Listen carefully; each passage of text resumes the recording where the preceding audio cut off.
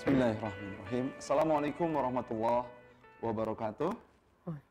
Alhamdulillahirrabbilalamin. Alhamdulillahilladzi anzala sakinata fi qulubil mu'minin liyazdadu imana ma'a imanihim. Allahumma sholli ala Muhammad wa ala ali Muhammad.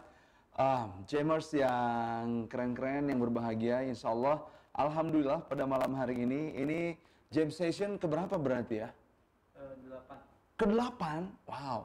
Ini jam session ke-8, berarti kita udah hampir 8 bulan mengeluarkan HCR Jam Session, setiap bulannya 1, dan alhamdulillahirrabbilalamin, Allah tuh maha baik banget. Hari ini saya berjumpa dengan seorang anak muda.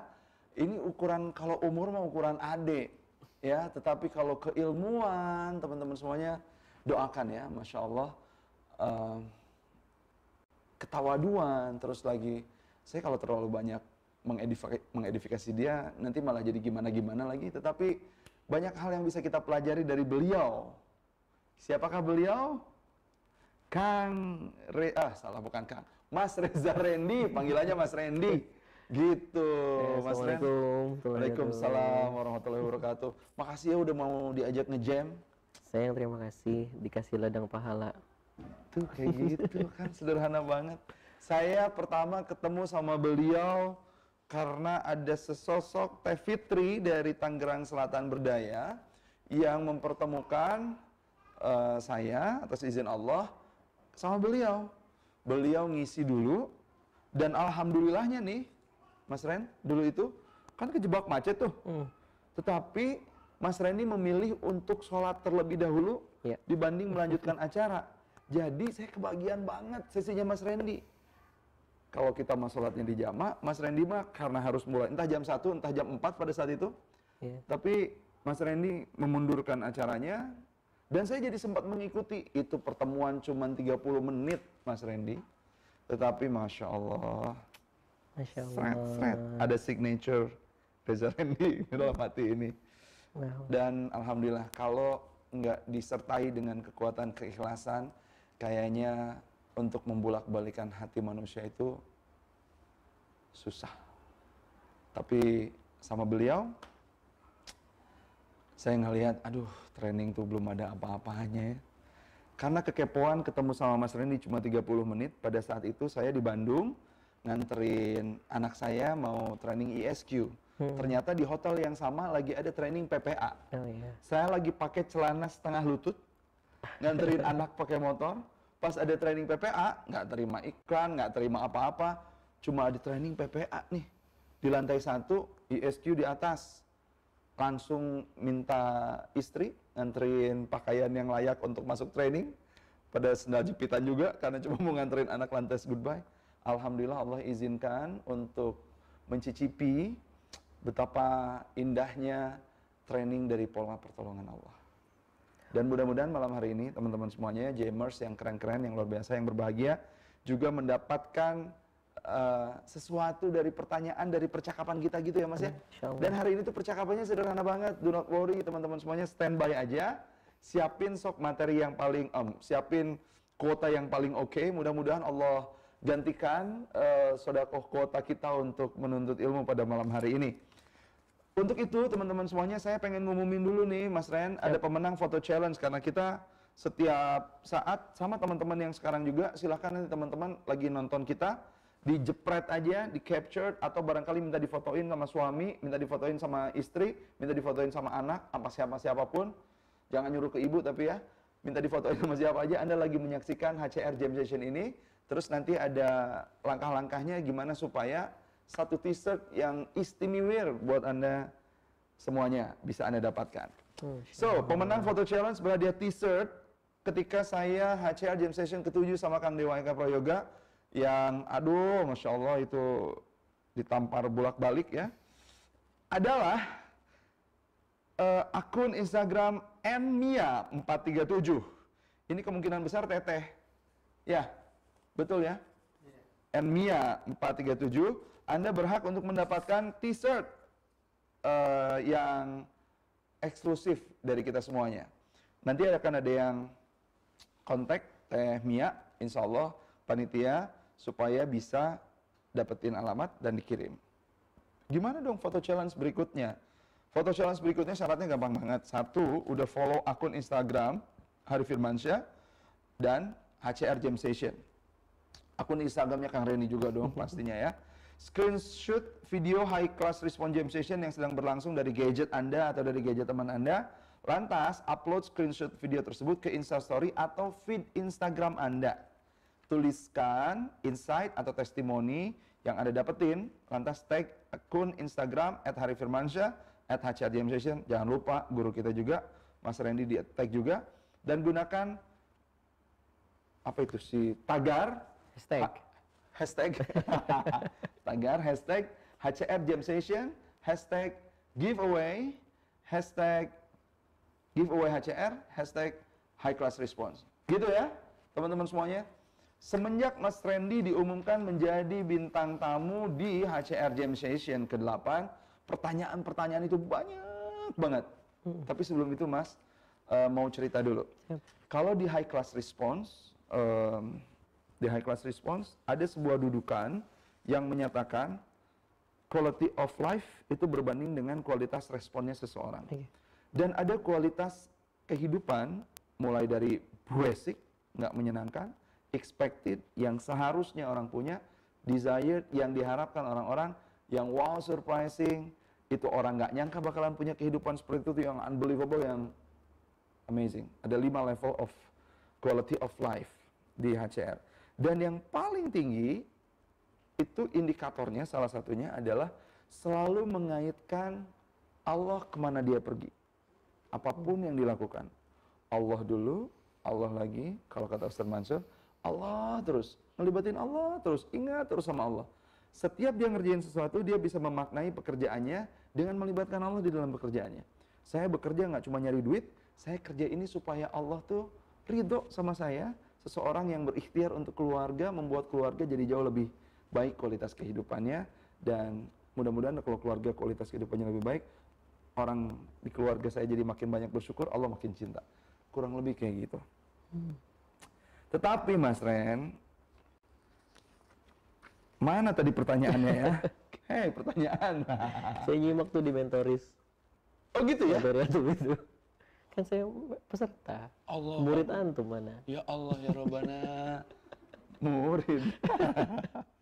Oke, mana tadi pertanyaannya?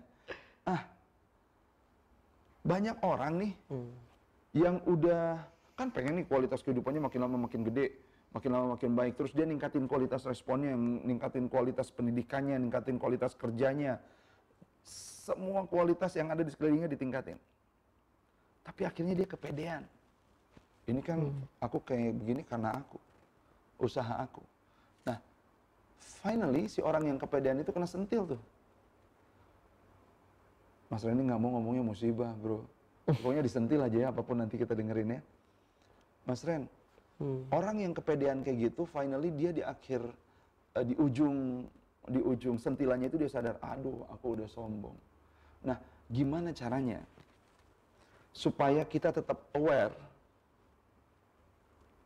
dengan selalu melibatkan Allah di dalam kehidupan kita? Karena kadang-kadang, bukan kadang-kadang, sering gue kayak begini kan karena gue. Kecerdasan, kemampuan finansial, dan lain-lain. Allahnya agak tersingkirkan. Ya. Kumaha eta Mas, supaya kita awareness-nya nyambung terus sama Allah. Ya, bismillahirrahmanirrahim.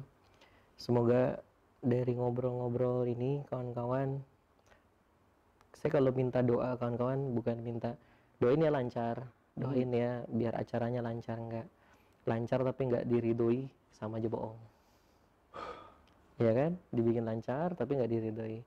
Tapi ngomong nanti terbata-bata, tapi kalau Allah ridhoi, itu satu kalimat bisa Allah hujamin ke dalam hati para pendengarnya, bahkan ke yang ngomong juga, dan itu yang mengubah hidup, insyaallah.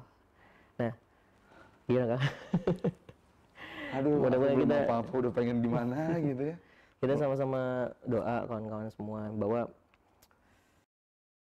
menonton malam ini, para jamer nonton malam ini bukan suatu yang kebetulan, tapi memang Allah pengen nitipin sesuatu ke kita semua.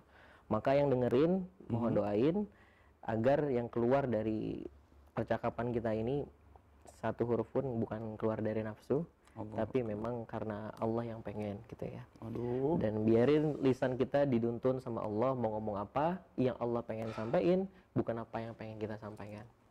Apa yang pengen Allah dengerin ke kita, bukan apa yang nafsu kita pengen dengerin gitu ya kawan-kawan semua. Bismillah. Jadi Bismillahirrahmanirrahim. tadi Kang Hari nanya bagaimana Mas orang yang sudah mengimprove dirinya terus, kemudian sampai dia bisa punya respon yang berbeda untuk menghadapi masalahnya, tapi malah jadinya kepedean dan percaya sama ilmunya, sama dirinya sendiri. Dan gimana caranya biar bisa connect sama Allah gitu ya. Ini hanya orang buta nggak bisa menunjukkan orang buta lainnya nih. Jadi yang ngomong belum tentu orang yang paling merasa paling tahu tentang Allah. Kang Hari merasa dilihatin sama Allah nggak sekarang? Sebelumnya enggak, tapi pas baca buku Pertolongan Allah, bayangkan Allah sedang menemani Anda. Jadinya tadi memaksakan diri, iya ya, Masya Allah. Ya, terasa dilihatin sama Allah itu suatu kenikmatan. Tapi berbeda cerita ketika dia selalu merasa dilihat sama Allah, itu yang dahsyat. Itu akhirnya menjaga dia tadi tuh nafsu untuk merasa keilmuannya lebih, merasa sombong itunya nggak muncul di sana. Masya Allah. Jadi gimana kesimpulannya, caranya biar bisa terkonek terus sama Allah? Dia adalah harus menemukan kenikmatan ngobrol sama Allah. Harus menemukan kenikmatan ngobrol sama Allah. Dia yang masih merasa ada kenikmatan lain, dia punya keintiman lain dari selain Allah, dia pasti sama Allahnya biasa aja.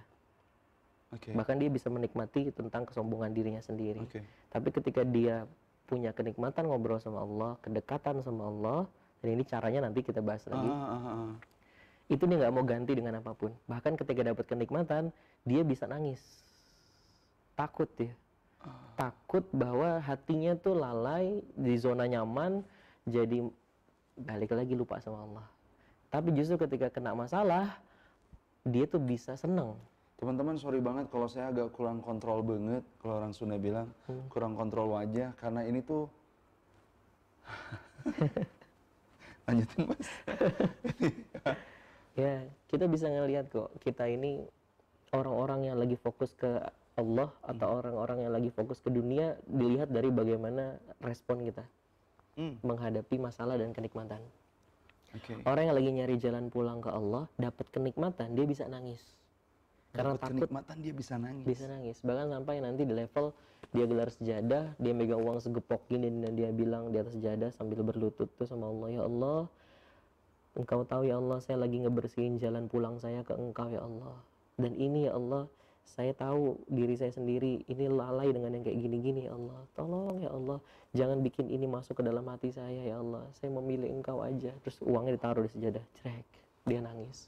Tolong ya Allah, saya titip hati saya aja. Itulah kenapa Rasulullah kalau ada yang muji berlebihan, itu kan dilempar ke tanah, ya Kang ya. Biar apa? Itu nggak melalaikan. Tapi luar biasanya orang-orang yang lagi nyari jalan pulang ke Allah ketika dapat masalah, dia bisa senang di situ. Bukan senang dengan masalahnya, tapi disitulah dia bisa menemukan kenikmatan ngobrol sama Allahnya.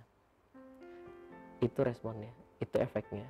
Tapi orang yang nyari jalan pulang ke dunia, artinya lagi nyari dunia, dapat kenikmatan, dia bangga, dapat masalah, dia hopeless, stres. Dan orang kayak gini mau diapa-apain susah. Tapi banyak banget yang kayak begitu, bro. Banyak banget.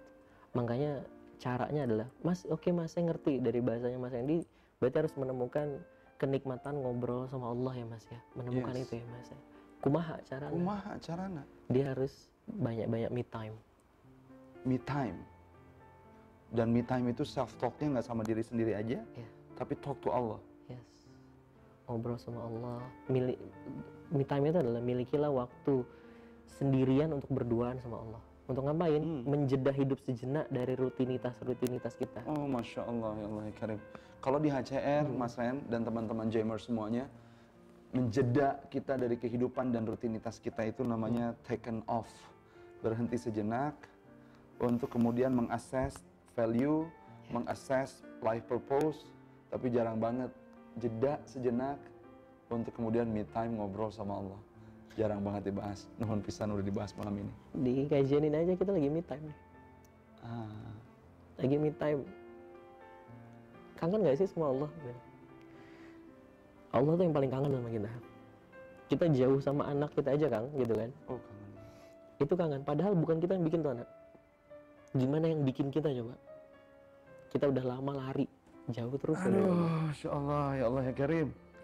Kita sibuk ngerjain ini. Padahal itu yang dikerja yang gak ada niat buat Allah sama sekali.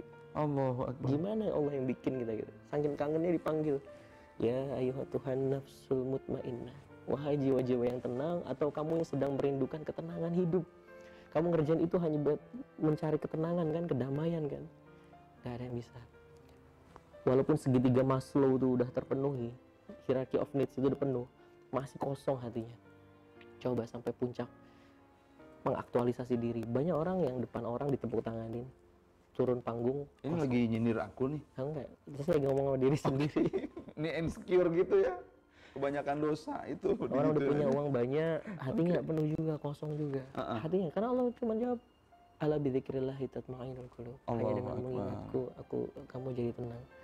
Kuncinya untuk me time adalah milikilah waktu sendirian untuk berduaan sama Allah, untuk menjeda hidup sejenak, mengambil jarak dengan diri kita sendiri, untuk mempertanyakan 3 pertanyaan dasar kehidupan yang kita anggap remeh. What is that? Kita dari mana, sedang apa, mau kemana. Dari mana, sedang apa, mau kemana. Dia nggak nanyain itu, dia merasa fine-fine aja, padahal lagi tersesat. Ngelakuin kebaikan, rasanya benar, padahal udah melenceng pelan-pelan. Mas Ren, Insya Allah.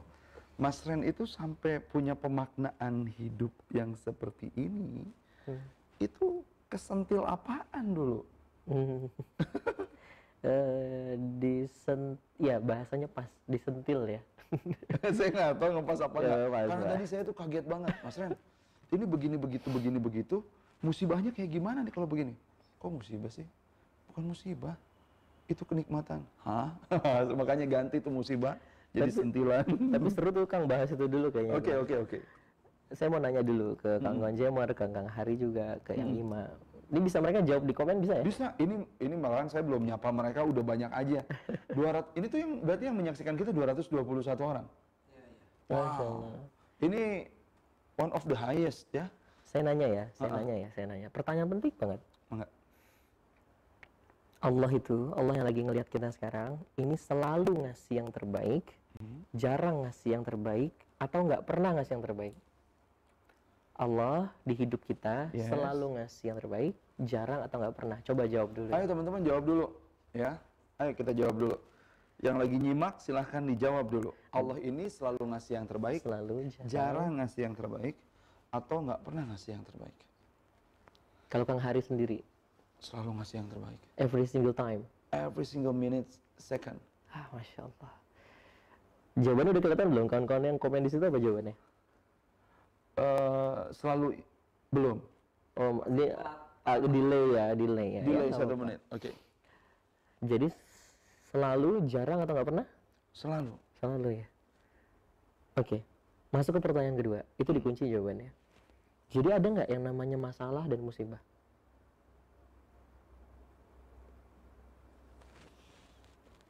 Harus dijawab. Allahu Akbar. Kalau ngikutin yang pertama tadi, nggak ada sih. Jadi apa dong nyebutnya? Aduh, aku pengen nangis dulu ya. Mana tisu?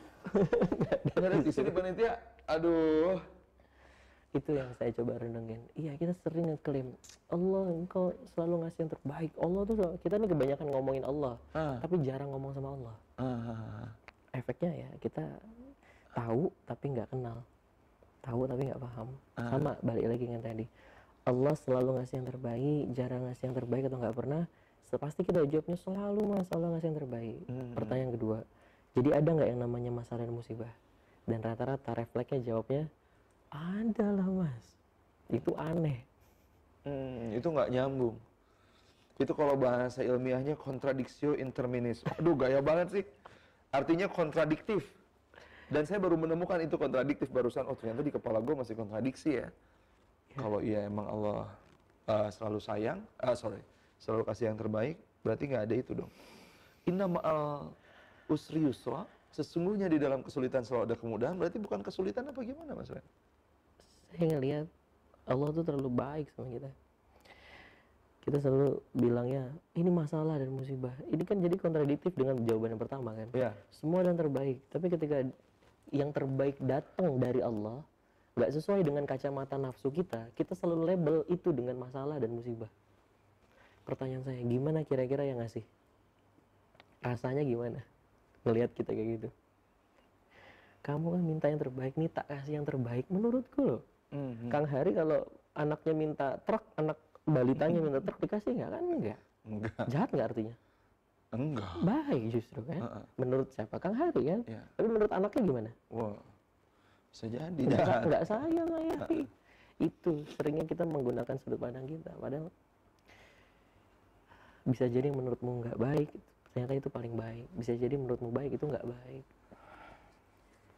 Semua kalau dilepas ke Allah kan kawan. Semua kalau dipercayakan ke Allah, insya Allah Allah nggak zalim. Terasanya ya Allah ini masalah musibah mas. Temukan cintanya Allah, teman-teman akan tenang aja jalanin ya. Semua yang terbaik dari Allah. Makanya sampai Ali ngomongnya, aku bersyukur jika doaku dikabulkan sama Allah. Tapi aku lebih bersyukur jika doaku tidak dikabulkan sama Allah. Kenapa kira-kira? Karena yang pertama, kenapa dulu Kang kira-kira? Aku bersyukur kalau doaku dikabulin. Tapi aku lebih bersyukur kalau doaku gak dikabulin. Ya karena pada saat itu Ali jadi bisa merasakan, Imam Ali jadi bisa merasakan betapa Allah tuh lagi sayang banget sama dia ketika tidak mengabulkan, karena yakin bahwa Allah selalu ngasih yang terbaik. Khawatir bisa lupa. Itu. Gitu nggak sih? Ini kalimat kepasrahan luar biasa dari seorang hamba di level tertinggi itu. Aku bersyukur ketika doaku dikabulkan sama Allah. Kenapa? Karena berarti doaku sedang sesuai dengan takdir terbaik dari Allah. Bentar, doaku sedang sesuai dengan takdir terbaik dari Allah. Sedangkan aku nggak bisa membaca catatan ini, tolong ambilin, geser sini. Iya. Nggak apa-apa, digeserin aja ke sini, punten ya. Oke, dari jauh ya. Kang Ari minta yang bisa ngelihat orang pantauan di YouTube handphonenya Ridwan kah atau siapa? Sedangkan aku lebih bersyukur ketika doaku tidak dikabulkan sama Allah.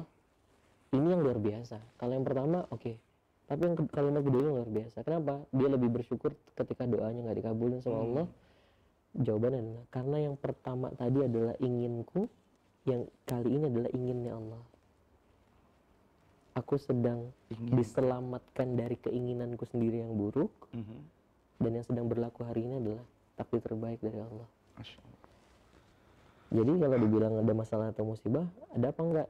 Kalau saya pribadi ngelihatnya sih enggak ada. Semua yang terbaik. Kalaupun menurut kita nggak enak, insya Allah itu sayur bayam. Sayur bayam itu maksudnya apa ya? Kang Hari punya anak sakit anemia. Teman-teman semua punya anak sakit anemia, kurang darah merah. Akhirnya browsing makanan apa yang paling pas untuk orang sakit anemia anaknya. Dicarilah dapat sayur bayam ternyata. Ya.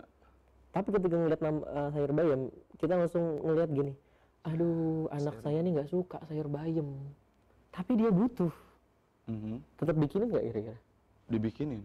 Akhirnya dibikinin kan, sepenuh hati, susah payah, bikin lama, terus ditaruh di tudung saji. Anak itu pulang dengan muka bete, terus ngeliat kita cuman micingin mata gitu doang, karena kecapean. Nah gimana hari ini nak sekolahnya? Biasa aja bu. Ayo udah nggak apa-apa, kamu capek ya. Itu udah ibu bikinin makanan tuh di meja. Ibunya nggak ngomong kamu pasti suka, enggak. Tapi ibunya ngomong kamu butuh itu nak. Akhirnya anak itu datang ke meja makannya, dibuka tudung sajinya, selek, dan dia nemuin makanan yang dia nggak suka. Dan itu diginiin. Ibu bisa masak nggak sih? Tahu nggak saya nggak suka sayur bayam ini? Kenapa dibikinin? Iya ibu tahu kamu nggak suka, tapi itu kamu butuh itu nak. Enggak, bikinin saya spaghetti. Nah itu dimakan dulu biar sedikit biar kamu sehat. Enggak, bikin spaghetti. Nah cobain, akhirnya dibanting sama anaknya. Perang, cepetan, bikinin spaghetti. Kira-kira jadi ibunya rasanya gimana? Kalau kita jadi orang tua ini. Pedih, pengen marah. Sering nggak kita kayak gitu? Ke Allah. Sayur bayam itu adalah penggambaran hal yang nggak enak untuk kita, tapi kita butuh digituin sama Allah. Ren, kamu butuh dikasih utang kayak sekarang. Ren, kamu butuh dibikin perusahaanmu hancur kayak sekarang. Ren, kamu butuh difitnah sama orang kayak sekarang. Mas, kamu butuh fisikmu sakit. Kalau kamu nggak dikasih kayak gituan, sayur bayam kayak gituan, kamu nggak sehat-sehat. Fisikmu sehat, tapi hatimu yang mati. Tapi kita seringin nolak kan. Perang. Ya Allah, saya kan minta yang terbaik malah dikasih kayak gini, gimana sih ceritanya? Nolak takdir terbaik. Sayur bayam dibanting. Tapi apa ceritanya kalau si anak tadi buka tudung saji tadi, kita nih, kemudian dia ambil nih sayur bayamnya, dia tahu nggak suka tapi dia ambil, terus duduk samping ibunya, duduk samping kita sebagai orang tua, terus dia makan dengan lahapnya, dipaksain. Bu, makasih ya bu ya, saya sangat butuh ini bu, nggak ngomong suka, saya sangat butuh ini bu, makasih ya bu. Kita ngeliat anak itu maksain makan itu walaupun nggak enak, rasanya gimana? Dalam hati kita ngomong gini nih, nah kamu jangankan spaghetti nak, kalau udah sehat es krim setruk ibu beliin nak, kamu nggak minta ibu beliin nak. Kalau kita bisa ngerespon semua hal yang nggak enak yang kita lihat masalah dan musibah itu dengan kata alhamdulillah, makasih ya Allah ya, saya butuh diginiin, kau lebih tahu kebutuhan saya ya Allah. Lihat apa yang terjadi, let's see what will happen. Bersabar kayak begitu, pemaknaan yang kayak gitu, pertama memaknai dulu, terus bersabar seperti itu, selalu aware dengan koneksi yang kayak begitu. Ketika timeline tidak mengizinkan untuk cepat mengubahnya, gimana supaya bisa sabar terus? Kan nggak mungkin juga Mas Ren, ya udahlah, gue sabar aja. Ini Allah lagi mencintai aku nih, karena ini adalah keinginannya Allah. Terus mendem aja, diam aja, nggak move on gitu. Kan nggak bisa cuma langit doang dong. Harus ada ikhtiar bumi juga yang diikhtiarkan. Tapi ikhtiar bumi nggak akan jalan kalau hatinya belum beres. Ikhtiar bumi nggak akan jalan kalau hatinya belum beres. Jadi banyak, kadang kita nyari obat, tobat aja belum padahal. Jangan nyari obat dulu, tapi tobat dulu. Maksudnya apa? Gak akan datang, kan kita temanya pertolongan Allah kan? Kita bahkan belum masuk ke temanya ini kan, masih kemana-mana. Gak akan datang pertolongan Allah selama masih ada hati-hati yang marah sama Rabbnya. Masih ada Mas. Pertolongan Allah gak akan datang kepada seseorang selama hatinya masih ada marah dan gak terima sama ketentuan dari Rabbnya. Dan meskipun kita tuh self-development trainer, oh Tuhan terima kasih, apapun yang terjadi, tapi di hatinya masih dongkol sedikit. Dongkol akan apa? Ya dongkol karena nggak sesuai dengan keinginan. Pengennya kan omset gue segini sebulan ini, tetapi tidak terjadi. Makasih ya Allah, aku tahu bersyukur itu akan menambah, melipat gandakan rasa syukur yang datang lainnya. Tapi ada aja dongkol dan nggak nerima. Ternyata pertolongan Allah ya itu akan makin jauh kalau masih ada sedikit yang kayak begitu, Mas. Kan doanya Nabi Musa apa? Rabbishrah li sadri wa yassir li amri. Ya Allah lapangkan dadaku, kemudian mudahkan urusanku, kan gitu ya. Jadi ketika hatinya lapang, urusannya itu lebih mudah. Ketika masih sempit, artinya dia belum beres, belum berdamai dengan dirinya sendiri, mau ngelakuin usaha kayak gimana pun pasti munculnya usahanya karena berontak, kalau nggak ketakutan. Dan itu nggak produktif. Iya nggak sih? Kalau kita lagi tertekan tuh, kita mau ngelakuin apa-apa juga kayaknya nggak produktif karena ketakutan, diancam terus, lagi jalan sedikit, lagi ngebangun usaha dikit, mau bangkit, mau on, tiba-tiba ada ancaman masuk penjara, ada ini, hopeless lagi, ininya belum beres. Cara membereskan itu gimana? Bukan bersabar itu yes, tapi yang paling ringan adalah teman-teman ngadu aja, udah curhat aja sama Allah. Ya Allah, di sini saya sempit banget ya Allah, ini berat banget. Kalau kita jadi di dunia trainer kan, kalau lagi deg-degan, ngomongin aja kita deg-degan, kan lama-lama nggak deg-degan, ya nggak? Sama ngomong ke Allah juga gitu. Kalau kita lagi takut, bilang aja takut. Ya Allah, saya takut nih ngadepin besok. Itu nanti takutnya dihilangin sama Allah. Tadi lagi kuncinya, kita nih kebanyakan ngomongin Allah, tapi jarang ngomong sama Allah. Yes. Itu aja, Kang. Masya Allah. Wah, ya. Banyak banget pertanyaannya dan sedikit agak lupa mana dulu pertanyaannya karena satu dan lain hal. Kita akan masuk ke pertanyaan-pertanyaan dari teman-teman ya, Mas Ren. Jadi ini nggak apa-apa nih ya, mohon maaf kalau balik lagi. Siap. Misalkan, jadi kan Mas Randy sempat cerita manusia tuh hidup di buminya Allah. Berarti kalau rumahnya Allah, harusnya kita yang tinggal di rumahnya Allah ikut sama aturan Allah. Tetapi banyak banget kita itu sadar ikut aturan Allah, tapi kadang-kadang setelah itu langsung lupa lagi dan melanggar aturan Allah lagi. Nah itu nyuwun sewu ya. Tapi kalau ngelihat teman-teman di PPA gitu, kok kayaknya stay still aja, disiplin mengikuti aturan-aturan yang punya rumah. Supaya kita ikut terus disiplin, nggak plantat pelintut karena kita ngerasa pemilik rumah itu bukan Allah, selalu aware banget sama aturan Allah dan kita mengikuti aturannya, nggak breaking the rules. Itu gimana Mas? Kenal Allah, itu kuncinya. Dia yang kenal Allah sama tahu kan beda. Dia yang kenal Ar-Razzaq nggak akan galau dengan rezekinya. Tapi dia yang baru tahu ada nama Ar-Razzaq tetap aja galau dengan rezekinya. Itulah bedanya tahu dan kenal. Dan masalah rezeki ini yang bikin orang-orang kan breaking the rules. Iya enggak? Dia merasa, wah udahlah minjem uang bank aja lah, santai kok. Padahal Allah bilang, hati-hati riba kan gitu.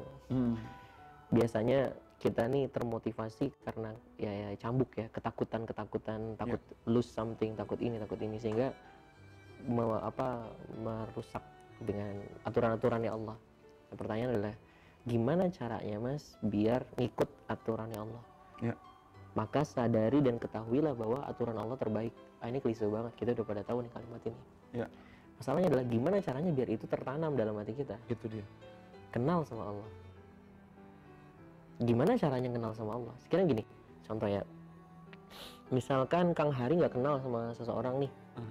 Terus dia bilang gini tiba-tiba, sini titipin kunci rumah, kunci mobil, ATM sama PIN-nya ke saya. Kang Hari terpaksa nitipin nih. Tapi rasanya gimana dititipin ke dia? Oh, deg-degan banget. Deg-degan, kenapa deg-degan? Karena nggak kenal. Oke, sebelum nggak kenal kan berarti nggak yakin sama dia, betul nggak? Iya. Jadi runutan skemanya adalah takut itu muncul karena nggak yakin. Nggak yakin itu muncul karena nggak kenal. Jadi kalau mau tenang, kan tadi kan galau nih, takut. Kalau mau tenang dengan harus semuanya yakin. Sehingga nggak breaking the rules, gimana? Harus yakin dulu. Iman. Gimana cara iman? Harus kenal. Pertanyaan adalah gimana cara mengenal? Banyak bersama. Banyak bersama. Benar nggak sih? Benar. Betul. Simpelnya. Aduh, aku bilang seneng tapi kayak sedih. Karena saya jarang banget ngambil waktu untuk bisa bersama-sama Allah. Masya Allah. Tapi gini, simpelnya adalah kalau teman bingung, waduh, saya kenal Allah gimana ya? Sekarang gini, teman-teman yang nonton sekarang, ketika sering dengerin Kang Hari ngobrol, terus teman-teman juga chat di kolom komen, artinya kan ada interaksi sama kita nih di sini. Lama-lama kan kenal, gitu. Jadi cara mengenal paling mudah apa? Banyak ngobrol, chatting, dan banyak dengerin obrolannya. Banyak ngobrol dan banyak dengerin obrolannya. Saya kenal sama Kang Hari lama-lama, kenapa? Karena kita banyak ngobrol, dan saya dengerin ngobrol-ngobrolnya Kang Hari. Oh Kang Hari gini orangnya, oh gini. Jadi kenal sama Allah gimana cara paling gampang? Banyak ngobrol, banyak ngomong, curhat sama Allah, doa. Nggak harus di sejadah. Naik motor bisa, naik mobil bisa, mau kemana, ya Allah temenin ya. Mau ngisi kelas nih ya Allah, kalau Engkau nggak izinin satu huruf pun nggak bisa keluar ya Allah. Kayak sekarang nih, teman-teman mau lagi dengerin materi, ya Allah saya bisa dengerin materi ya Allah. Ya Allah saya bisa ngelihat orang lagi di YouTube ini ya Allah. Tapi ya Allah, hidayah mutlak punya Engkau. Saya bisa nyatat materi, bisa denger materi, bisa ngelihat materi. Tapi masalah hidayah Engkau yang ngujamin ya Allah. Nah itu, banyak ngobrol sama banyak dengerin obrolannya. Dengerin obrolannya apa? Ya Quran. Ini obrolannya Allah semua. Itu lama-lama kenal, oh begini Allah ya, oh begini Allah ya. Nanti nggak usah teman-teman gimana cara yakin sendiri. Itu efek ketika udah yakin, tenang. Ngadepin semuanya, tenang. walaupun nanti hidup memaksa, ayo kamu ngambil langkah ini cepet loh, padahal itu breaking terus, teman-teman nggak akan ke situ karena istiqomah di situ. Masya Allah, Allahu Akbar. Makasih Mas Ren. Sama-sama Kang. Boleh lanjut lagi pertanyaannya? Mangga. Teman-teman semua, sebelum dilanjut, saya ingin menyapa Anda dulu. Siap. Terima kasih sudah hadir ke YouTube channel saya. Masya Allah, ada yang terdekat ya, ada Bidan Indi, Assalamualaikum, ada Mbak Nuraisi Nunung, ada Mbak Laila, ada Mbak Mirza Hasani, terima kasih. Ada Teh Puspa, ya. Insya Allah live YouTube ini akan ada di, nggak cuma live terus hilang, tapi juga akan nemplok. Teman-teman semuanya, ajakin teman-teman yang lain untuk melihat live ini, insya Allah. Mudah-mudahan, kalaupun nggak, ajakin teman-temannya untuk melihat YouTube nanti, kapan Anda punya waktu gitu ya. Teman-teman semuanya, ada Teh Eva, makasih Teh Eva udah hadir. Ada Mbak Padma Dewi, oke, Alhamdulillah rasanya terlahir kembali, Masya Allah, banyak-banyak bersyukur sama Allah. Oke, ada Ibu Yani Harin Makmur, ya Allah, selama ini jarang ngobrol samamu ya Rob. Perasaan yang Ibu rasakan juga dirasain sama yang di dalam sini, insya Allah. Ada Mbak Uswatun Hasanah, Alhamdulillah bisa dengan materi ini, makasih ya. Ada Mbak Resti, ada Mbak Rindu, ada Bidan Leli, ada Mas Denny Purwanto, makasih, banjir ilmumu ya Rob, hatur nuhun. Teman-teman semuanya, ajakin teman-teman yang lain untuk menyimak video ini. Mudah-mudahan ajakan Anda berbuah barokah untuk Anda semuanya, kalau Allah ridho sama kita. Ada hadiah tadi Kang ya? Ada hadiah ya? Yang tadi dari antum. Oh iya. Dan saya mau nambahin hadiah. Apa itu? Ini kan buku ada 1, 2, 3, 4, 5, 6 sepaket nih. Saya mau ngasih 2 paket. Jadi ada 12 Ini bukunya buku. sepaket. Aku Iya, aja baru sepaket. punya 2. Ini Dan satu paket. bungkusin loh. Allahu Akbar. Nah, buat yang denger kan tadi dapat t-shirt. Yes. Saya tambahin 12 buku nanti. Oke. Nah, buat So, kawan-kawan semua. Teh Puspa, tolong kasih challenge buat teman-teman yang dengar. Apa itu challenge-nya? Apakah nanti harus bertanya kah atau apapun itu? Kang Randy, alhamdulillahirobbilalamin, punya 2 paket isi 6 buku yang keren ini untuk teman-teman semuanya. Ya, Teh Puspa nanti nge-WA aja ke Mas Augie atau ke siapapun itu. Mas Ren, Ya. saat datang sentilan dari Allah, kalau tertulisnya di sini musibah. Gimana cara kita tahu kalau Allah lagi kasih ujian atau azab? Ya, baik. Kita nggak dapat SMS juga kan? Nih, aku lagi ngasih ujian. Nih, aku lagi ngasih azab. Allah juga nggak SMS. Yes. Tapi kita bisa ngelihat cirinya mungkin ya. Gini aja, kalau masalah itu datang sebelumnya kita habis ngelakuin something wrong, azab insya Allah. Oke. Tapi kalau kita terus lagi istiqomah ngejagain ya, lagi berusaha ngejagain hijrah, kok tiba-tiba kena masalah, hidup lagi lebih susah, misalkan rasanya gitu, insya Allah itu ujian. Tapi menurut saya mah nggak usah penting ini ujian atau azab. Mendeteksi ujian atau azab itu nggak Itu terlalu bukan yang paling utama sebenarnya. Tapi bisa nggak kita baca pesan cintanya Allah dari situ? Itu yang lebih penting daripada ya Allah saya lagi diuji ya Allah saya lagi diazab ya. Mendingan nanyanya ya Allah apa yang kau ingin sampaikan dari semua ini ya Allah. Karena Allah kalau ngomong sama kita kan ya nggak lewat SMS ya. Tapi lewat apa? Lewat min ayatillah, tanda-tanda kekuasaan Allah, baik yang tersirat dan tersurat. Quran sama ya alam lah, lewat masalah lah, lewat teman ngingetin lah. Tadi balik lagi ke masalah, coba baca pesan cintanya Allah. Itu. Baca pesan cintanya Allah. Yang paling utama bukan mendeteksi tunggu ini musibah kah atau ujian kah, tapi mari kita tanyakan apa pesan cinta Allah di balik apa yang kita terima pada saat itu. Karena saya boleh ngomong nggak ke situ? Boleh banget. Boleh ya? Mari kita sambungkan. Oke. Masalah itu untuk diapain? Masalah untuk dipecahkan. Pecahkan apalagi? Karena tadi baru ikutan training problem solving. Oke. Apalagi kira-kira? Teman-teman boleh jawab ya di YouTube ya. Biasanya dia dijawab normalnya pecahkan mas. Ya. Untuk cari solusinya mas. Ya. Untuk apalagi ya? Dihadapi mas. Dan lain-lain. Ya. Oke. Pertanyaan saya adalah itu kata siapa? Masalah itu sejatinya untuk itu kata siapa? Kata yang jawab soal atau kata yang bikin soal? Kata yang jawab soal. Padahal kalau mau lulus ujian, itu ngikutnya aturan siapa? Yang bikin soal atau yang jawab soal? Yang bikin soal. yang bikin soal. Masalahnya kita seringnya jawabnya pakai jawaban suka-suka kita. Allah ya karim. Harus nggak ketemu pertolongan Allah. Saya ngomong pertolongan Allah nih. Ya. Tapi kalau Anda mengharapkan dunia yang normal, ya silakan. Kalau ngomongin ada dua dunia nih. Dunia biasa sama dunia pertolongan Allah. Dunia biasa tuh ya udah 1 tambah 1 2. Anda punya masalah ini, oke, cari problemnya apa, kemudian cari solusinya Root apa. cause-nya apa, Root cause-nya, solusinya apa. solusinya apa. Itu tuh apa namanya? Dunia biasa. Tapi ada dunia yang luar biasa, dunia pertolongan Allah yang kita baru 1 tambah 1 itu bukan 2 tapi 11. Bahkan bisa 100, bisa 1000. Contoh begini, Kang Hari saya pinjemin tongkat aslinya Nabi Musa. Bawa ke Laut Ancol. Pukulin di situ, kebelah nggak? Padahal tongkatnya sama loh. Ayunannya sama loh. Yang membedakan apa? Ada pertolongan Allah di situ. Nanti tongkatnya sama, Anda actionnya sama, ikhtiarnya sama, tapi ketika menggunakan satu pemahaman yang berbeda, yaitu ketauhidan, ini yang menggunakan pertolongan Allah, kuncinya di situ. Nanti hasilnya itu bisa beda.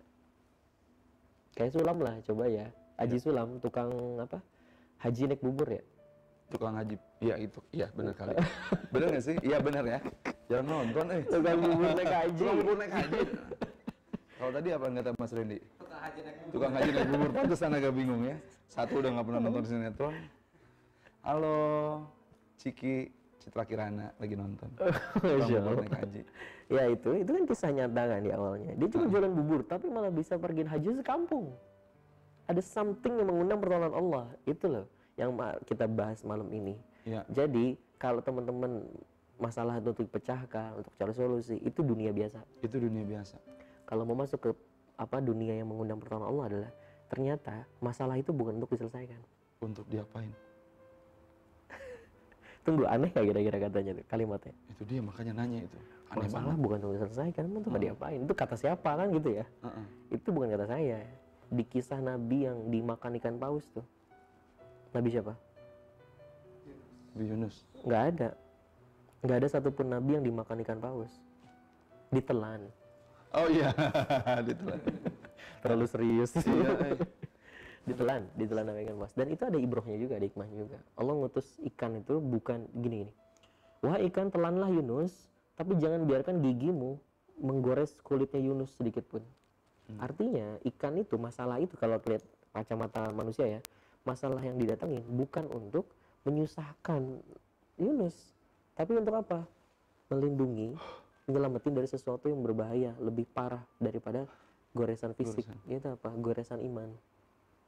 Itu lebih bahaya. Lihat Nabi Yunus akhirnya dia nggak hopeless di situ, nggak diceritain hopeless. Orang bisa hopeless karena apa? Terlalu fokus kemana? Ketika ngadepin masalah, orang jadi hopeless karena terlalu fokus kemana? Keinginannya dia untuk ke masalahnya ya. Masalahnya. Iya. Dan Nabi Yunus nggak diceritain juga di perut ikan, lari-lari sepanjang perut ikan sambil gedor-gedor dinding perut begini. Artinya itu nyari apa kalau kayak gitu? Solusi, jalan keluar. Dan lo nggak cerita dia fokus ke masalah, juga nggak terlalu fokus ke solusi kan? Ya. Berarti kalau ilmu dirangkum, masalah bukan untuk diselesaikan. Lantas untuk diapain? Lihat apa yang dilakukan sama Nabi Yunus yang Allah ceritain di situ. Ternyata Nabi Yunus malah doa kan? Ya. Doanya apa?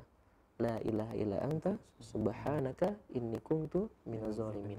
Doa itu dibaca kapan? Bukan doa yang tadi ya. Setiap doa dibacanya kapan? Doa mau makan, baca makan. Doa masuk kamar mandi, doa bacanya kapan? Sebelum masuk kamar mandi. Artinya sesuai konteks. Yes. Pertanyaan saya adalah, kenapa Nabi Yunus doanya la ilaha illa anta subhanaka inni kuntu minaz zalimin? Kenapa Nabi Adam doanya Rabbana zolamna? Kenapa dua orang ini, beliau ini doanya beda? Karena konteksnya berbeda. Konteks itulah yang saya maksud pesan cinta. Jadi dengan problem yang dihadirin ke Nabi Adam, problem dihadirin ke Nabi Yunus, Allah mau ngasih pesan cinta di situ. Ketika dia udah bisa baca pesan cinta dan merespon dengan la ilaha illa anta subhanaka inni kuntu minaz zalimin, yang ini Rabbana zolamna, masalahnya udah diberesin. Kenapa yang Nabi Adam Rabbana zolamna? Karena dia dilarang makan buah kuldi malah dimakan, kan zolim. Dia ketemu, oh iya Allah mau ngasih tahu saya zolim, pesan cintanya nih saya zolim. Maka beliau doa kayak gitu, menyatakan diri kayak gitu, Allah selesaikan. Nabi Yunus kenapa la ilaha illa anta? Pesan cinta apa yang dia baca? Ini kalau mau masuk dunia pertolongan Allah. Pesan cinta apa yang dia baca? Pernah syirik kali, la ilaha illallah anta mensatukan dengan Iya yang lain. betul, syirik kecil. Maksudnya apa? Lihat, Nabi Yunus dia flashback, sebelum kejadian masalah-masalah kita, flashback. Apa yang dilakukan Nabi Yunus? Kan ninggalin umat ya Kang ya? Iya. Ninggalin umat ya kawan-kawan ya. Dengan perasaan apa? Kesel. Kesel, marah. Pertanyaan saya, beliau berhak nggak untuk kesel dan marah? Berhak atau enggak? Berhak. Iya, berhak karena udah dicuekin, udah dijulidin. Ternyata nggak berhak. Oke. Sekarang gini, kalau mau lihat sampai ke level hakikat, pemahaman, yang bisa ngerubah keadaan siapa? Allah. Mutlak Allah kan? Ya. Nabi Yunus hanya sebagai apa? Penga- Penyampai. Namanya nyampein harusnya gimana? Mau dengerin mangga, nggak dengerin mangga. With no hard feeling. Ya. Tapi kalau pas diingetin nggak berubah, akhirnya pakai kesel, ninggalin mereka, berarti secara nggak langsung Nabi Yunus merasa yang bisa ngerubah keadaan itu siapa? Dirinya. Dirinya. Berarti secara nggak langsung mengambil posisinya siapa? Ambil posisinya Allah. Makanya dia ngerti, ya Allah, saya itu udah syirik, saya menduakan Engkau ya Allah, merasa bisa ngerubah keadaan itu dengan kemampuan diri saya ya Allah. Maka beliau ngaku, la ilaha illa anta subhanaka inni kuntu minaz zalimin. Gak ada Tuhan selain Engkau ya Allah, maha suci Engkau yang gak berhak disekutukan dengan siapapun. Yang bisa ngerubah itu bukan saya ya Allah, tapi Engkau, saya yang zalim. Masalahnya diberesin, ikannya dikirimin ke pinggir laut, dikeluarin, umatnya udah pada beriman semua. Nyelesain masalah Allah. Jangan-jangan masalah kita hari ini nggak beres-beres karena apa? Kita merasa yang bisa ngerubah keadaan itu kita. Dan kita nggak fokus baca pesan cintanya Allah. Maksudnya apa? Allahu Akbar. Itu kan. Jadi banyak istighfar banget tadi pas ngedengerin, berpikir jadi agak slowing down karena ngelihat, oh ya Allah, syirik gue banyak banget ya. Ngerasa bisa, ngerasa oke, situ oke. Untung Allah nggak ngomong gitu ya. Kalau ngomong situ oke, wah udah habis juga kita dari dulu. Mas Andi, thank you pisan. Dikit-dikit makasih karena centangannya banyak ini sekarang. Jadi, kalau kita mau hidup biasa-biasa aja, sok selesaiin masalah yang kita punya. Tapi kalau kita mau hidup yang luar biasa, temukan cintanya, pesan cintanya Allah dari setiap apa yang ada, dan temukan juga ternyata hidup yang luar biasa itu penuh dengan pertolongan Allah. Ya. Dan itu tuh punya pola. Makanya namanya pola pertolongan Allah. Dan Quran itu pola semua. Di Quran itu pola semua. Balik ke pertanyaan yang tadi. How can you find the pattern? Gimana Mas Reni bisa nemuin pola itu sehingga pola itu tuh sekarang atas izin Allah bisa disiarkan sama teman-teman semuanya? Ada kejadian apa? Ini kan istilahnya gini, Jammers. Jammers senyum dulu dong. Aduh, Masya Allah. Kan ada kayak gini katanya. In the touch of love, everyone become a poems. Kalau lagi jatuh cinta nih, disentuh sama sentuhan cinta, orang itu jadi penyair. Oh, bahasanya itu jadi indah. Pilihannya itu jadi pilihan lagu-lagu yang romantis. Sama kayak Augie nih, sekarang lagi jatuh cinta. Semuanya jadi indah banget gitu ya. Mas Augie lagi falling in love. Tapi in the touch of death, everyone become philosopher. Kalau disentuh sama kematian, semuanya jadi filosof.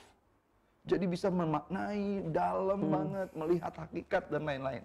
Mas Ren, punten rada kepo, apa yang terjadi sama dirimu ya di satu titik pada masa lalu, sehingga, ini tuh pola loh. Allah lagi ngasih aku tuh sesuatu loh. Siapa tahu apa yang terjadi sama Mas Randy dulu sehingga Allah izinkan menerima sedikit ilmunya ini dan Mas Randy nyebarin ke yang lain. Bisa juga kita duplikasi, bisa juga kita contoh. Insyaallah. Kesetrum apaan dulu Mas? Saya kayaknya ngalamin dua fase itu. Ngalamin dua fase yang near death bahasanya gitu ya. Tapi bukan benar-benar mau mati. Sama disentuh cinta. Dan pola PPA pertama kali ditemuin ketika problem. Oke. Jadi aneh tuh ini Kang, kerja di sebuah perusahaan. Pergi pagi pulang malam, begitu terus everyday sampai merasa apa hidup kayak gini ya. Akhirnya lagi bete-betenya jadi karyawan, itu kedatangan satu buku yang judul bukunya provokatif. Bosan jadi karyawan. Dan buku itu ngajakin resign tuh. Jadi saya baca gitu kan, bisa nih, semangat ini ya. Gampang ternyata bisnis. Orang merasa kalau udah baca buku bisnis merasa bisa bisnis. Padahal belum menjalani. Oke, akhirnya tutup buku. Bismillahirrahmanirrahim. Allahu Akbar. Besoknya resign. Semangat banget. Semangat Allahu Akbar, besoknya resign. 3 hari setelah itu, Allahu Akbarnya jadi beda. Hari pertama kan kenceng, Allahu Akbar. Besok paginya, Allahu Akbar. Besoknya, Allahu Akbar. Besoknya, Allahu Akbar. Biasa dapat penghasilan, nggak dapat penghasilan, tertekan lah, nggak berani keluar rumah selama seminggu. Kerjanya cuma nutup pintu di rumah, kunci pintu, matiin lampu, buka laptop, pasang headset, nontonnya setiap hari YouTube sama Facebook. Nggak berani keluar rumah. Tekanan batin. Malu sama tetangga. Pikiran jelek udah muncul. Aduh, nanti anak istri makannya kayak gimana? Padahal Itu nikah sudah aja berkeluarga belum. itu? Belum. Alah. Makanya nanyain. Kan orang lagi khawatir kan otaknya hilang setengah. Itu kalau kata Augie itu otaknya jadi ngelakuin time travel. Kemana-mana ya. Iya, orang terlalu khawatir tuh kayak nggak punya Tuhan. Jadi merasa semuanya tuh ditakutin. Padahal kejadiannya belum, yang gitu. Nah, singkat cerita, saat itu saya lagi titik terendah hidup saya, itu ada suara gaib, Kang. Sore-sore saya ingat banget tuh ada suara gaib yang Allah perdengarkan di telinga saya, dan itu ngubah hidup. Apa itu? Suara gaibnya begini suaranya. Allahu Akbar, Allahu Akbar. Suara gaib. Kok gaib sih, maksudnya kan azan, tepatnya azan asar, itu nggak gaib. Kan itu azan, Mas. Gini kenapa saya bilang gaib? Karena itu azan rasanya beda. Suara itu rasanya kok kayak Allah lagi manggil, sini ke masjid, sini pertolonganku ada di masjid, sini datang lah. Biasa ya orang kalau lagi punya masalah sama azan sensitif. Lagi nggak ada masalah dengar azan. Lagi jatuh cinta, lupa sama azan, Masya Allah. Nah, saat itu anak langsung dengan mata kosong itu jawab azannya bukan Allahu Akbar, tapi jawabannya labbaik Allahumma labbaik, hamba datang memenuhi panggilanmu ya Allah. Masuk ke masjid, sholat seperti biasa, yang lain udah pulang, anak masih duduk di situ karena nyaman ya. Sholat asar tuh, itu zikir gini. Zikirnya nggak bisa subhanallah, alhamdulillah, nggak bisa yang lain. Karena saking beratnya, cuman gini Allah, gitu aja. Dan di titik itu, believe it or not, percaya atau enggak, di belakang kepala nih, kayak ada tangan, megang gini, terus didorong begini, sujud. Nggak ada orang itu, tapi kayak ada yang lagi nyuruh sujud. Dan anak rasa itu adalah sujud terindah seumur hidup anak. Kenapa? Disitulah baru ngerti, oh rasanya mensujudkan ketakutan masa depan tuh gitu. Rasanya mensujudkan keangkuhan diri tuh begitu. Rasanya mensujudkan tentang niat hidup mau dibawa kemana tuh begitu. Jadi pasrah beneran total sama Allah, minta digerakin, minta dibimbing, udah ngikut aja. Kalau bahasa Jawanya apa? Pasrah bongkokan gitu. Terserah ya Allah, engkau mau bawa kemana, ngikut. Itu kan sebenarnya esensi ruku ya. Ketika ruku, lehernya kan maju ya. Bahasanya, ya Allah, engkau mau potong leher saya sekarang, silahkan ya Allah, saya ngikut. Engkau mau tarik leher saya kemanapun ya Allah, saya ngikut. Muslim di sujud itu dapatnya. Setelah itu saya ngangkat kepala saya gini dengan keluar air mata sambil senyum tapi, dan saya ngomong gini, ya Allah, hamba kok kayak orang gak berguna gini ya. Padahal hamba yakin engkau menitipkan potensi besar dalam diri saya, tapi hari ini saya salah jalan. Maka, nah ini ikrar saya, teman-teman bisa duplikasi ini. Nah, ini ikrar saya saat itu. Ya Allah, mulai hari ini jadikan hamba seperti apa yang engkau mau ya Allah, dan jangan jadikan hamba seperti apa yang hamba mau ya Allah. Ya Allah, tolong bikinin hamba tiap hari agendanya. Dan ya Allah, ini tangan saya, ini mulut saya, ini waktu saya, ini uang saya, ini hidup saya, dan ini mati saya. Inna sholati wa nusuki wa mahyaya wa mamati lillah. Pakai ya Allah untuk jadi jalan manfaat nih semua dari diri saya untuk banyak orang. Hamba wakafkan diri hamba padamu. Semenjak saat itu dirubah total kan? Dirubah total. Dan gimana pertemuan dengan PPA ini? Itu ada sebuah training intinya saat itu. Untuk ikut biayanya tuh susah. Untuk ikut biayanya tuh lumayan bagi kawan-kawan anak. Karena gelar sejadah dan langsung ngomong aja sama Allah.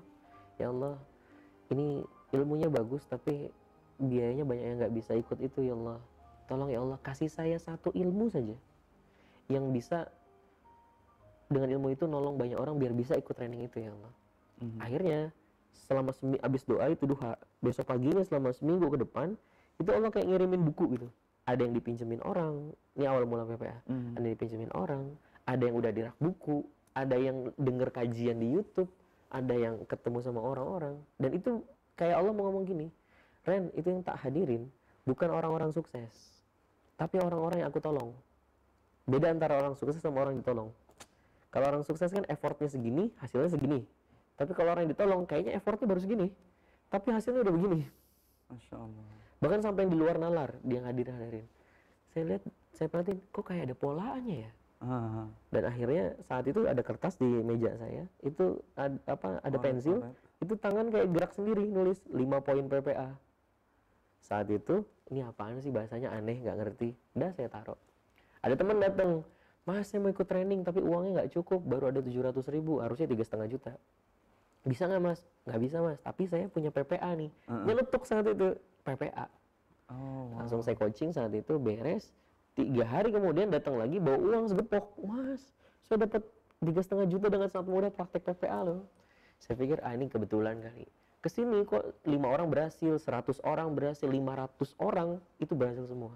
Dan testimoninya bukan lagi untuk uang itu, tapi apa? Mas, saya punya utang Mas, 50M, beres Mas. Allahu Akbar. Mas, saya nggak punya anak, divonis mandul Mas, sekarang udah punya anak Mas. Mas, tulang tengkorak saya ketabrak mobil, teman saya itu di Cepu, ketabrak mobil, harus operasi 37 pen wajahnya. Besok pagi nggak jadi operasi. Kenapa? Tulang tengkoraknya utuh lagi. Ada yang belum nikah, dilamar 4 orang sekaligus. Masya Allah, ya Allah ya Karim. Ini pasti langsung jadi trending ini ya. Dan akhirnya dari situ mulai banyak permintaan untuk ngisi kelas. Per hari ini udah 1.700 angkatan nih Kang. Ya, 1.700 angkatan. Angkatan di 130 kota di 3 negara. Di 3 negara, dan itu tuh kelasnya paralel. Kadang-kadang satu hari di beberapa kota terjadi sekaligus. Iya betul. Masya Allah. Mas Ren, mendapatkan itu kan kalau ngelihat, kalau sekarang jadi bahasanya framingnya udah bahasa. Kalau mengikuti nafsu, untuk menjadi seorang founder dari training provider yang bisa 130 kota, apa tadi 1000 berapa angkatan? 1.700 angkatan. Itu kan gampang banget menggelincirkan hati. Gue bisa. Pernah datang nggak sih perasaan yang kayak gitu? Ya pernah di awal-awal itu masih gaya-gayaan lah ya. Jadi merasa memiliki si PPA sendiri, ilmu PPA ini sendiri, kendaraan PPA sendiri, yang efeknya apa? Ilmunya stuck di situ. Allah nggak kasih lagi nih. Ibaratnya begini gampangnya, bahkan peserta turun drastis. Oh iya. Sekarang gini, Kang Hari punya anak, anaknya mau disekolahin, milih sekolah yang kayak gimana? Sekolah yang ngajarin agar anak itu berbakti sama Kang Hari, atau ngajarin anak itu kagum sama gurunya aja? Yang berbakti sama saya. Siap. Kenapa nggak milih yang pertama? Yang untuk ke sekolahnya aja, jadi kagum sama sekolahnya. Jawaban nafsu apa jawaban? Jawaban real aja. Iya udah, aku yang nyekolahin, masa jadi ke sekolah? Itu sama. Kita bikin training, ntar saya memaknai trainingnya ya. Kalau kita bikin training, ini kan yang ngehadirin peserta kan Allah. Ya. Si trainer itu kan dititipin sama Allah peserta-peserta ini. Ya. Ketika si trainer ini hanya pengen mengenalin dirinya sendiri, nggak ada ngajak ke Allahnya, maka ya udah Allah nggak nitipin lagi nanti pesertanya. Sedikit. Bahkan nggak nitipin ilmunya. Nggak nitipin ilmunya bahkan. Bahkan 80% trainer PPA itu bukan orang yang sekolah agama, jadi ustadz manggilnya. Tapi ustadz insyaallah. Guru saya. Jadi itu 80% bukan, 20% memang statis. Tapi banyaknya bukan. Ada yang penjaga apotek, ada anak jalanan, ada yang pemain riba, mantan pemain riba, ada yang tukang bengkel, ada dosen. Basicnya enggak, tapi yang dengan izin Allah yang dihadirin di kelas, bukan takabur, tapi banyak yang Masya Allah yang lebih dahsyat dibanding profesor. Itu. Tentang agama gitu. Padahal memang dengerin. Itu saya pikir kalau kita memang mewakafkan diri untuk mengangkat ngaganya Allah, nanti Allah sendiri yang mencukupi. Cukupin apa? Imannya, ilmunya, waktunya, fasilitasnya dan semuanya. Masya Allah. Itu ya ketika pas awal-awal pernah jadi ngerasa bahwa itu milik sendiri, terus Allah sapa dengan berkurangnya berkurangnya orang yang datang, terus Allah sapa dengan ilmu yang kayaknya nggak nambah.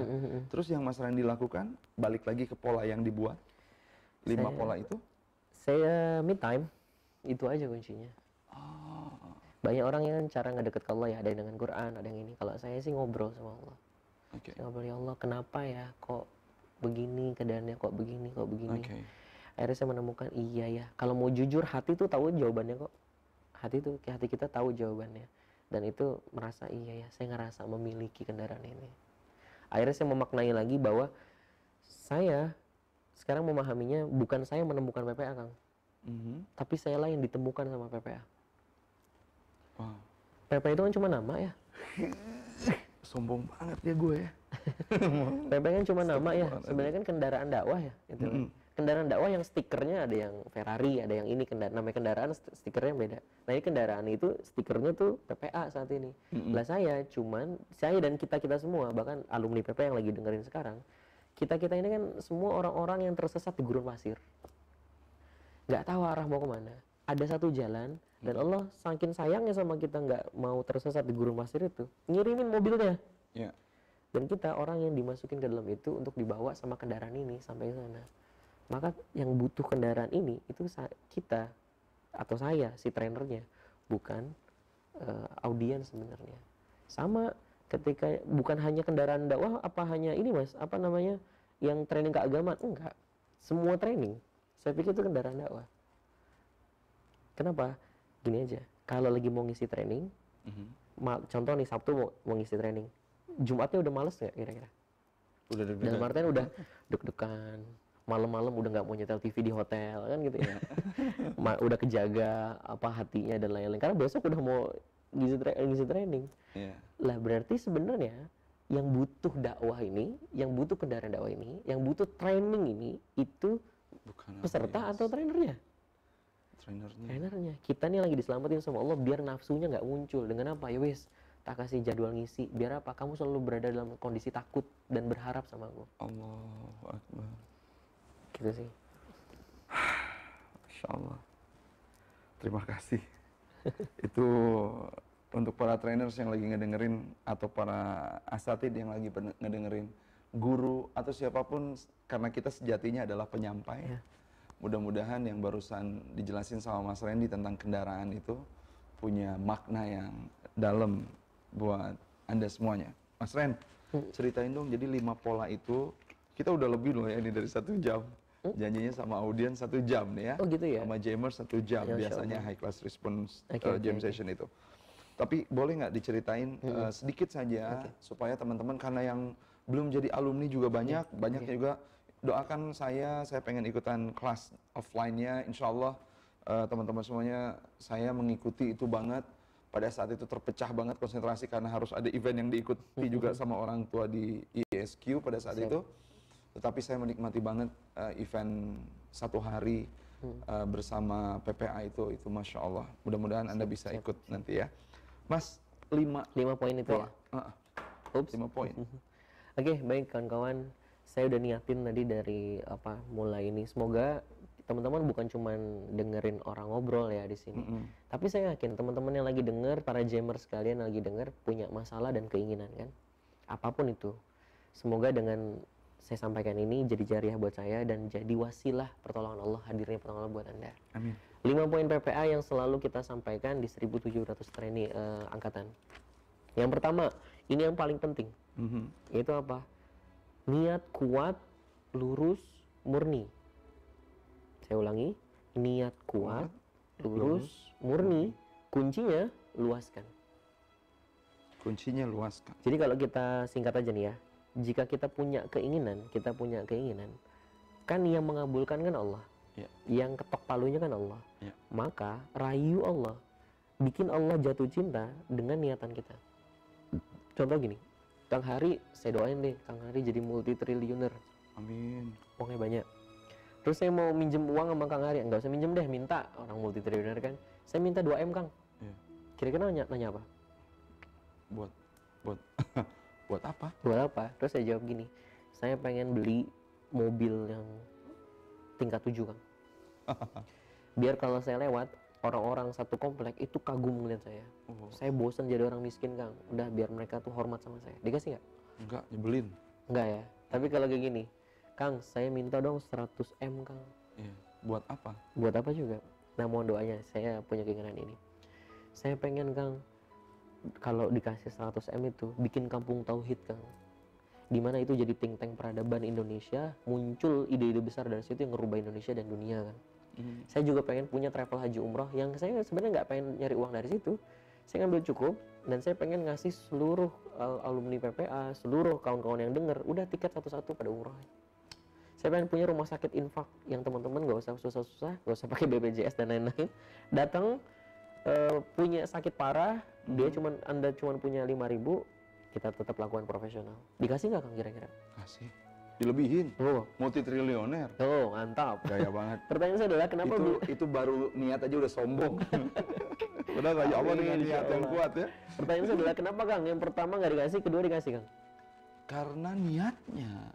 Yang itu pertama kenapa bukan dikasih? yang pertama kan untuk diri sendiri. Oke. Yang kedua? Tapi yang kedua untuk diberikan kembali kepada Banyak orang. Nah, itu kuncinya kawan-kawan. Intinya adalah niat itu terbagi 3. Niat luas, standar, sempit. Oke. Luas, standar, sempit. Dan pertama Allah adanya di niat luas. Gampangnya adalah Allah kan punya semua. Lillahi ma fis samawati wa ma fil ard wa ma bainahuma, langit, bumi, dan di antara keduanya punya Allah semua. Jadi kayak lebih dari multi triliuner. Allah tuh lebih dari multi triliuner. Nggak ada yang kelihatan gede permintaan kita di hadapan Allah. Masalahnya adalah apa yang bikin Allah mau ngomong kun sama kita. Jangan-jangan Allah belum kunin keinginan kita. Kenapa? Karena niat kita masih apa? Masih sempit. Allah belum punya alasan buat ngomong kun sama kita. Allah. Contoh nih, saya pengen nikah Mas. Ada yang ngadu gitu ke saya, pengen nikah Mas. Pengen nikah nggak? Terus saya tanya, kenapa pengen nikah? Terus nyingsingin bajunya begini dikit. Dia akhwat kan gini. Deadline Mas. Artinya umur. Dia niatnya apa? Luas, standar apa sempit? Sempit. Sempit. Makanya nggak dapet. Tuh. Wan. Niatnya udah ketakutan, udah jadi gunjingan orang Mas. Itu tuh. Saya bilang, mau nggak? Emang nggak mau Mbak? Itu niatnya sempit Mbak. Mbak, mau nggak sih punya anak-anak generasi penghafal Quran? Mau Mas. Udah niatnya nggak semacam-macam, itu aja. Allah. Akhirnya niatnya dikesituin, terus doanya jadi beda tuh. Bukan ya Allah saya udah tua, nggak gitu. Tapi apa? Ya Allah, saya kirimin saya jodoh terbaik menurutmu, yang semoga dengannya ya Allah hamba bisa keluar potensi hamba dan bisa bermanfaat buat banyak orang. Efeknya apa? Teman saya itu malah dapatnya jodohnya seorang ustadz. Allah karim. Ustadz, temennya Ustadz Yusuf Mansur juga. Itu poin pertama kawan-kawan. Coba deh Anda cek niat Anda sendiri. Pengen kenapa pengen itu niat itu? Kenapa masalah itu? Atau yang di video terakhir deh kan sama Kang Dewa ya. Kan beliau pengen lunas utang deh dari 7M kan. Lihat orang-orang yang di luar abnormal ini. Beliau doanya apa? Ya Allah kirimin hamba orang-orang yang punya utang agar hamba bisa bantu mereka lunas dari utangnya. Kan luas niatnya. Luas banget. Dan lihat Allah sekarang jadiin kayak beliau kayak apa? Niatnya luas. Perhatikan deh orang-orang yang Anda kagumi, yang orang-orang yang menginfluence hidup Anda hari ini pasti niatnya luas. Bukan buat dirinya sendiri tapi buat banyak orang. Simpelnya guru saya bilang gini, Ren, kalau kamu hidup hanya untuk perutmu sendiri, nanti Allah akan cukupkan segitu. Tapi kalau kamu hidup buat mencukupi perut banyak orang, Allah cukupin segitu. Allahu Akbar. Itu aja, itu poin 1 PPA. Masih ada 4 poin lagi yang pasti bakalan amazing. Masih ada waktu nggak ya? Tapi insya Allah nanti teman-teman boleh ikutan di PPA Private Class-nya. Siap. Bisa ngecek ke websitenya untuk jadwal terdekat? Bisa di www.ppainstitute.com. www.ppainstitute.com. Atau Kang, kawan-kawan bisa download My PPA. Itu tadi saya baru di mana ngelihat My PPA itu ya? Itu aplikasi kita baru launching. Teman-teman download, ada aplikasi My PPA. Di situ udah ada jadwal dan ada jadwal, ada kajian, ada materi, ada free banyak banget di situ. Masya Allah. Terima kasih sudah membuatkan sesuatu hal yang memudahkan kita untuk akses ilmunya Allah. Alhamdulillah. Sahabat-sahabat semuanya, jangan lupa ada challenge tadi. Sampai susah ngomong. Captured apa yang kita pelajari hari ini, pembelajaran Anda di captured, Anda kasih caption, Anda kasih si capturean itu, pasang di Instastory Anda atau di feed Anda. Sahabat-sahabat semuanya, hashtag Hari Firmansyah, mention Hari Firmansyah, mention HCR Jam Session, mention juga Kang Reza Randy, ya. Betul nggak tuh Augie bilangnya? Ya, betul. Oke. Screenshot, terus lagi upload screenshotnya, tuliskan insight Anda, testimoni Anda, tag akun Instagram Hari Firmansyah HCR Jam Session, dan Kang Reza Randy kasih hashtag HCR Jam Session, hashtag giveaway HCR, hashtag class response, high class response. Ada satu t-shirt dan 12 buku buat teman-teman. Masya Allah, tabarakallah. Tolong doakan Kang Randy makin sehat, makin kuat, makin sayang Allah, makin bisa menguatkan sesuatu bukan buat dirinya aja, tapi buat orang-orang yang ada di sekitarnya. Dan teman-teman semuanya berharap banget respons kita setelah hari ini jadi makin kuat. Kenapa? Karena spirit kita juga terkuatkan malam hari ini. Dan hari ini tuh izinkan jadi pembuka aja, icip-icip aja, nikmati nanti di PPA, private class disebutnya ya? Private class PPA di waktu yang terdekat. Sahabat-sahabat semuanya, ada lagi satu yang ingin saya ceritakan. Kita akan melakukan yang namanya Payday MSDH, mendesain slide dengan hati. Ya, jadi dari tanggal berapa ya? 1 September sampai tanggal 8 September. 1 sampai 10. Oh wow, 1 sampai 10 September. Ini karena request kemarin kita di Mentoris jualan mendesain slide dengan hati, terus waktunya sudah dibatasi. Tapi banyak orang yang kemudian, aduh baru sadar ketika hari terakhir. Maka dari itu kemarin kita istirahat sebentar, preparation lagi. Dari tanggal 1 sampai 10 akan ada payday untuk Anda yang masih ingin memiliki keahlian gimana mendesain slide yang bisa berbicara. Dimentorin oleh Bang Andi Sukmalubis, insya Allah, si sang slide designer. Teman-teman semuanya belajar di Mentoris sana, ya. Terima kasih banget buat perhatian Anda, Mas Reza, Mas Randy. Hatur nuhun banget. Saya yang makasih banyak. Bahagia banget bisa kesini. Allah terima kasih sudah mengizinkan saya untuk hadir ke sini. Alhamdulillahirabbil alamin, jadi tahu ternyata Jakarta Pusat ke Cakung itu lumayan, tapi lumayan itu ternyata nggak ada apa-apanya dibanding kenikmatan yang dibahagiain sama Allah sekarang. Terima kasih atas perhatiannya sahabat-sahabat semuanya. Tembus 350 orang yang hadir pada malam hari ini. Jazakumullah khairan katsiran. Mohon maaf lahir batin. Ada lagi? Udah itu aja. Terima kasih. Mohon maaf lahir batin. Assalamualaikum warahmatullahi wabarakatuh.